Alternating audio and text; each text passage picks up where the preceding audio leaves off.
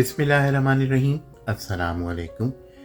आप देख रहे हैं कुछ दिल की बातें और मैं हूं सुहेल सैयद।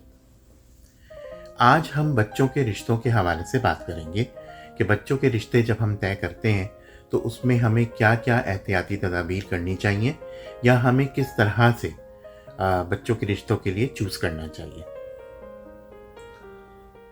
पहले मैं बात करूँगा लड़कियों के हवाले से कि एक तो ये कि आप अपनी बच्चियों को ऐसी तरबियत दें कि वो आपके घर के माहौल से निकल के जब दूसरे घर के माहौल में जाएं तो वहाँ एडजस्ट करने में उनको प्रॉब्लम ना हो। जैसे बहुत से लोग ऐसे होते हैं जो सिर्फ बच्चों की तालीम के ऊपर तवज्जो देते हैं या उनकी जो है बस उनको ये फ़िक्र होती है कि वो अच्छे कॉलेज में चली जाएं, अच्छी पढ़ाई पढ़ लें, लेकिन जब उनका रिश्ता तय होता है तो सब बहुत सारी चीज़ें जो वो इग्नोर कर देते हैं जो उनको नहीं करना चाहिए, क्योंकि आगे उन बच्चियों को वो सारी चीज़ें फेस करनी पड़ती हैं। मिसाल के तौर पे कि जब भी आप अपने बच्चों का रिश्ता ढूंढना शुरू करें, जब आपको लगे कि अब आपको अपने बच्चों की शादी करनी है, तो आप अपने बच्चों से पहले पूछें ज़रूर कि मतलब अगर वो किसी को लाइक करते हैं या वो उनके जहन में कोई इमेज है, मतलब जैसे होता है कुछ बच्चों ने सोच के रखा होता है कि उनका लाइफ पार्टनर कैसा होना चाहिए, क्योंकि 20-22 साल की जो उम्र होती है उसमें इतना तो शऊर आ जाता है बच्चों को। तो आप उससे पूछें ज़रूर, क्योंकि अगर उनको कोई पसंद है या उन्होंने कहीं सोचा हुआ है तो कम से कम आप उसके ऊपर वर्किंग कर सकें और देख सकें कि अगर वो सब कुछ ठीक है तो ठीक है, और अगर वो सही नहीं, क्योंकि इसकी इजाज़त तो इस्लाम भी देता है बच्चों को कि उनकी पसंद सबसे पहले हो। और इवन अगर आप अपनी पसंद से भी अपने बच्चों के लिए रिश्ते ढूंढ रहे हैं तो फिर आप कोशिश करें कि उसमें आपके बच्चों की राय ज़रूर शामिल हो। अच्छा, रिश्ते मैं आपको एक मिसाल दूंगा। जैसे मेरे एक दोस्त थे, उन्होंने अपनी बच्ची का रिश्ता कहीं तय करना था और उनको कुछ मशवरा करना है, तो मैंने उनसे बोला कि ठीक है आ जाएं, किसी दिन बात कर लेते हैं। तो वो आए, उन्होंने बताया, उनको बहुत पसंद आया। वो लोग कहने लगे कि जी वो बड़ी अच्छी फैमिली है, छोटी सी फैमिली है, बहुत बड़ी भी फैमिली नहीं है, और उनको हमारी बच्ची बहुत पसंद है और कई सालों से वो हमारे पीछे लगे हुए हैं कि आप इस रिश्ते के लिए हाँ करें। तो मैंने उनको बोला कि आप कितने फैमिली मेम्बर्स हैं उनके घर में? तो उन्होंने बताया कि जी 4 लोग हैं वो लोग। तो जो है मतलब मियाँ बीवी हैं, एक बेटा है और एक बेटी है, और उनका बहुत ज़्यादा इंटरेस्ट है हमारी बच्ची के लिए। तो मैंने उनसे पूछा कि अच्छा उनकी फैमिली में और कौन-कौन है? मतलब चलो ये तो उनकी इमीडिएट फैमिली है, तो मतलब उनकी अपनी फैमिली है, तो बाकी उनके लोग जैसे बच्चे के नाना-नानी, दादा-दादी या मामू, खाला, चच्चा, फुप्पी तो होंगे, तो वो सब कहाँ हैं? तो उन्होंने कहा कि जी वो जो खातून हैं, मतलब जो लड़के की माँ हैं, उन्होंने कहा कि वो बहुत ज़्यादा लोगों से मिलना-जुलना पसंद नहीं करती हैं, क्योंकि उनको ये फ़ील होता है कि लोग जो है वो उनसे थोड़ा जेलस होते हैं, क्योंकि उनका बेटा बहुत अच्छा है, बहुत लायक है और पढ़ने में भी बहुत अच्छा है और माँ-बाप के लिए भी बहुत अच्छा है, तो बहुत सारे लोग चाहते हैं कि वो उनके बेटे से शादी करें। तो इसकी वजह से उन्होंने बहुत सारे लोगों से मिलना-जुलना छोड़ दिया है। अच्छा, ये यहाँ तक तो ये बात समझ में आती थी कि मतलब ठीक है, हो सकता है ऐसा हो, का क्या मतलब उनके माँ-बाप का क्या वो है। तो उन्होंने कहा कि नहीं, उनका अपने माँ-बाप से भी नहीं है इतना मिलना-जुलना, और उन्होंने इवन बल्कि हमें भी मना किया है कि हम उनके माँ-बाप को ना बताएँ जब तक कि ये सब कुछ फाइनल नहीं हो जाता, डेट फिक्स नहीं हो जाती, जब तक हम उनके माँ-बाप से भी कोई ज़िक्र ना करें, अगर हमारी उनसे कहीं मुलाकात हो जाती है तो। तो मैंने उनको यही कहा कि देखें ये बहुत बड़ा सिग्नल है। इट मीन्स कि उनके ताल्लुकात जो हैं वो सही नहीं हैं, क्योंकि जब आप कहीं भी रिश्ता करते हैं तो सबसे पहली चीज़ जो आपको देखनी चाहिए वो अखलाक देखना चाहिए कि उनका अखलाक कैसा है। जिस फैमिली में आप अपनी बच्ची को दे रहे हैं या जिस फैमिली से आप बच्ची को ला रहे हैं, तो आप ये चीज़ ज़रूर देखें कि उस फैमिली का अखलाक और अब लोगों के साथ सलूक कैसा है। देखिए, मैं ये मान सकता हूँ कि फैमिली में आपको कुछ इश्यूज़ हो सकते हैं, आपके कोई प्रॉब्लम्स हो सकते हैं, मतलब भाई-बहनों से कोई प्रॉब्लम हो सकती है, आपके ससुरालियों से आपकी कोई प्रॉब्लम हो सकती है। लेकिन जो ये 4 रिश्ते हैं, जो बच्चा या बच्ची के दादा-दादी, नाना-नानी, ये वो रिश्ते हैं कि इनसे प्रॉब्लम नहीं हो सकती ना, ये मतलब बहुत ही वैसा रिश्ता है। तो अगर लड़के की माँ आपको ये कह रही हैं कि वो अपने माँ-बाप से भी नहीं मिलती हैं और उनके माँ-बाप भी उनसे नहीं मिलते हैं, तो ये एक सिग्नल है आपके लिए और आप इसके बारे में ज़रूर पता करें। तो उन्होंने कहा तो वो हो सकता है कि वो लोग उनकी बात नहीं सुनते होंगे, वो अपने दूसरे बच्चों को ज़्यादा लाइक करते होंगे। मैंने कहा वो जो भी है, अगर वो अपने दूसरे बच्चों को लाइक भी करते हैं तो भी ये उनकी औलाद है। ऐसा हो नहीं सकता कि वो उनसे क्यों नहीं मिलते हैं। दूसरे मैंने उनसे ये पूछा कि आपने उनका मतलब लड़के के बारे में सही से पता किया, उसकी एजुकेशन के बारे में, जहाँ वो जॉब करता है उस बारे में, और जो जो भी मतलब उसके अगर दोस्त अहबाब हैं, अगर वो सोशल है या नॉन सोशल है, आपने ये सारी चीज़ें देखी, उसका सोशल मीडिया आपने चेक किया। आजकल तो बड़ा आसान होता है, सोशल मीडिया से भी आपको बहुत आइडिया मिल जाता है। तो उन्होंने कहा कि जी वो लोग जो हैं बहुत ज़्यादा सोशल भी नहीं हैं। उन्होंने बहुत ज़्यादा अपने घर लोगों का आना जाना भी नहीं रखा है, बस 1-2 फैमिली से उनका है, और वो भी बिल्कुल ही आउटसाइडर, मतलब जो उनके रिश्तेदार नहीं हैं, तो उनसे उनका आना जाना है, और ना वो लोग किसी के घर बहुत जाते हैं, ना उनके घर कोई आता है। तो मैंने उनको यही कहा, मैंने कहा देखिए मेरी तो राय यही है कि आप ये रिश्ता मना कर दें, क्योंकि ऐसा ये मुमकिन नहीं है। कुछ भी है, मतलब फैमिली होना बहुत ज़रूरी होता है, और जब सारे लोग मौजूद हैं, बच्चे के माँ-बाप हैं, बच्चे के नाना-नानी हैं, दादा-दादी हैं, तो ये बहुत ज़रूरी है आपस में रिलेशनशिप होना, और अगर ये नहीं है, इट मीन्स कि ये फैमिली सही नहीं है।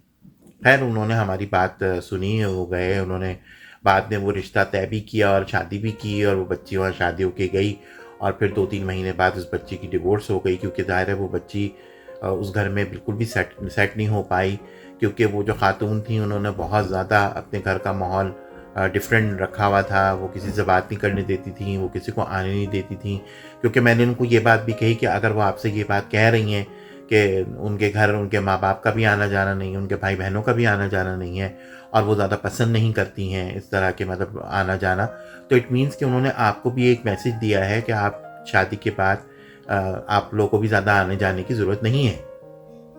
और ऐसा तो अब नहीं होता है, पहले ज़माने में ये चीज़ें होती थी कि बच्ची की शादी हो जाती थी, लोग बहुत कम वहाँ जाते थे, लेकिन अब ऐसा नहीं होता है। आपको खैर खबर रखनी पड़ती है, कई दफ़ा बहुत बुरे लोगों में भी शादियाँ हो जाती हैं, लेकिन आने-जाने से थोड़ा-सा आपको पता चल जाता है। तो खैर 2-3 महीने बाद फिर पता चला, मेरी जब उनसे मुलाकात हुई तो वो रिश्ता ख़त्म हुआ, मतलब वो शादी ख़त्म हुई, उनको डिवोर्स लेनी पड़ी, बड़े मसाइल हुए, इनकी भी बदनामी हुई, उनकी भी बदनामी हुई, लेकिन ये कि फिर बाद में उस बच्ची की शादी कहीं और हो गई, और अब माशाल्लाह वो बहुत खुश है, जैसा मतलब उनको था, और उन्होंने ये बात तस्लीम की कि हमें आपकी बात पर गौर करना चाहिए था, आप बिल्कुल सही बोल रहे थे। क्योंकि देखें, अब रिश्तों का जहाँ तक सवाल आता है, रिश्तों में सबसे पहली चीज़ ये होती है, एक तो होता है कि आपकी बिल्कुल फैमिली के अंदर शादी हो रही है, मतलब भाई-बहन आपस में अपने बच्चों की शादी कर रहे हैं। तो जो लोग बाहर आ चुके हैं, जो नॉर्थ अमेरिका में रहते हैं, अमेरिका, कनाडा, ऑस्ट्रेलिया की तरफ रहते हैं, या उस साइड पे यूरोप की तरफ रहते हैं, लंदन वगैरह में, तो मैं उनको तो यही एडवाइस करूँगा कि उनको बिल्कुल भी अपने बच्चों के रिश्ते पाकिस्तान में नहीं करने चाहिए। क्योंकि उसकी वजह ये है कि जो बच्चे यहाँ पे पलते-बढ़ते हैं, उनकी सोच, उनका जो वे ऑफ टॉकिंग है, क्योंकि यहाँ के बच्चे बहुत साफ-गो होते हैं, बहुत ब्लंट बोलते हैं। उसकी वजह ये होती है कि उन्होंने कभी पॉलिटिक्स नहीं देखी होती। तो जो उनके दिल में होता है वो बोलते हैं। वो झिझकते नहीं हैं इन चीज़ों में। और अब जो है पाकिस्तान में जो कल्चर है वो बिल्कुल डिफरेंट है। आप कज़िन्स में शादी आप कर तो देते हैं, लेकिन वो कुछ लोगों की कामयाबी हो जाती है, लेकिन उसमें यही होता है कि एक पार्टी को फिर बहुत दबना पड़ता है। तो मैं इसका बिल्कुल भी जो है वो लोगों को मशवरा नहीं दूँगा कि अगर आपके बच्चे यहाँ पे पले-बड़े हैं, मतलब आपने इवन घर में अगर देसी माहौल रखा हुआ है, तो भी आप कोशिश करें कि बच्चों के रिश्ते आप यहीं करें। क्योंकि जो बच्चा यहाँ पे पलता-बढ़ता है, क्योंकि देखें आपका बच्चा आपके साथ जो है वो रहता है, लेकिन वो 8-9 घंटे घर से बाहर भी रहता है। तो 8-9 घंटे जब वो घर से बाहर रहता है पढ़ने के सिलसिले में, जॉब के सिलसिले में, और वो वहीं पे पैदा हुआ है, उसी कल्चर में पला-बड़ा है, तो उसकी जो सोच है वो बहुत डिफरेंट है।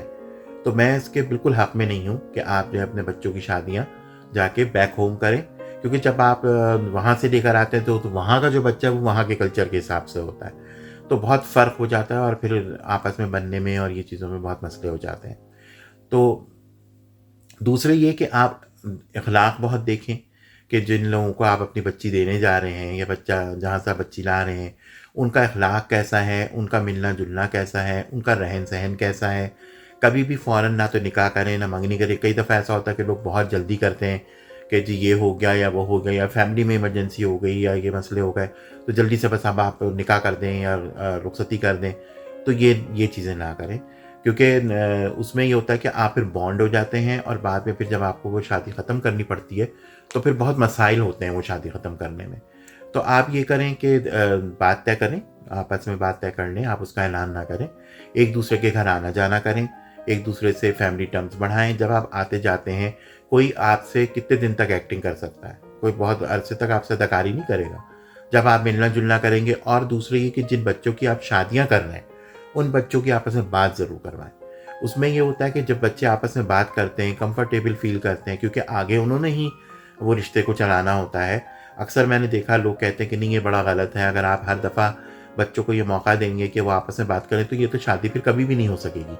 ऐसा नहीं है, क्योंकि जो अच्छी फैमिलीज़ होती हैं, या अच्छे बच्चे होते हैं, या अच्छे जो समझदार लोग होते हैं, वो ये बात समझते हैं कि अगर बच्चों की आपस में आपने शादियाँ करनी हैं, और अगर उनकी पहले से अंडरस्टैंडिंग हो जाती है, तो ये बहुत अच्छी चीज़ होती है आगे जाके उनके लिए भी, उन खानदानों के लिए भी। इसी तरह से जब आप लड़कों की शादी करते हैं, तो उसमें भी बहुत ज़रूरी होता है कि आप उन फैमिलीज़ में आना-जाना कर रखें।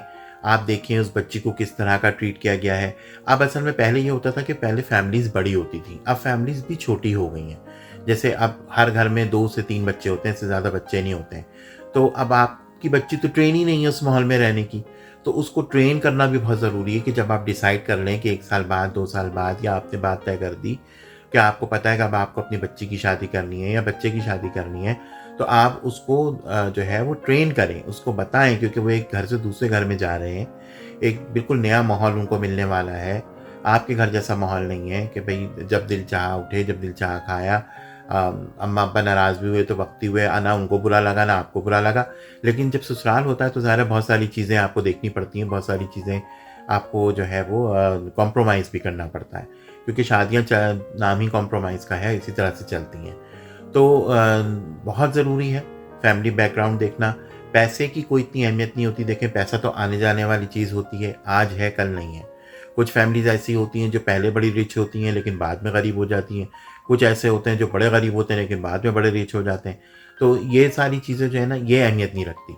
लेकिन उनका ख़ानदानी होना, उनका रख-रखाव, उनका उठना-बैठना, उनका मेल-मिलाप, उनका हुस्न सलूक लोगों के साथ, उनका दीनी होना, ये सारी चीज़ें बहुत ज़रूरी होती हैं। दीनी से भी मुराद मेरी ये नहीं है कि वो आपके सामने तो बहुत दीनी होके दिखाएँ, वो आपको बताएँ कि जी वो नमाज़ भी है पढ़ रहे हैं, और वो तहज्जुद भी पढ़ रहे हैं, और वो बड़ा प्रॉपर रोज़ा भी रख रहे हैं।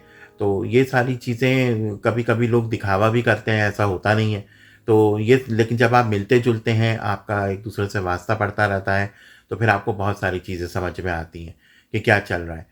फिर बहुत सारे घरों में अब ये ट्रेंड हो गया, जैसे बाहर जो लोग रहते हैं उनके यहाँ बहुत डिफरेंट माहौल हो गया। कुछ लोगों के घरों में जो है वो बिल्कुल फैमिली सिस्टम नहीं रखते, मतलब उनका बहुत जो है वो प्रोफेशनल उन्होंने घर का माहौल बनाया हुआ होता है कि जी बस सब पढ़ रहे हैं या जॉब कर रहे हैं, खाने का भी कोई मतलब वो नहीं है, एक प्रॉपर वो तरीका नहीं है। तो आप फिर अगर उस माहौल में आपने अपने बच्चों को पाला है, तो फिर उनके लिए ढूंढे भी वैसे ही माहौल। लेकिन अगर आप जो है वो अपने घर का एक आपने बहुत देसी माहौल बना के रखा है, आपने बच्चों को हर चीज़ सिखाई है, हर चीज़ बताई है, फिर आप उनको एक ऐसे लोगों में भेज दें जो थोड़े से बेहिस हो जाते हैं लोग, और सेल्फिश हो जाते हैं, तो फिर उनमें उन बच्चों का गुज़ारा करना बहुत मुश्किल हो जाता है। आगे बहुत प्रॉब्लम्स हो जाती हैं बच्चों के लिए। तो ये सारी चीज़ें बहुत गौर करें, और जब भी शादी-ब्याह करें पता ज़रूर करें, और छानबीन ज़रूर करें। टाइम लें, टाइम लेने के बाद अपना आना-जाना ज़रूर करें। अक्सर लोग कहते हैं कि जी मिलने से 1-2 दफ़ा ज़रूर आना, 1-2 दफ़ा से नहीं होता।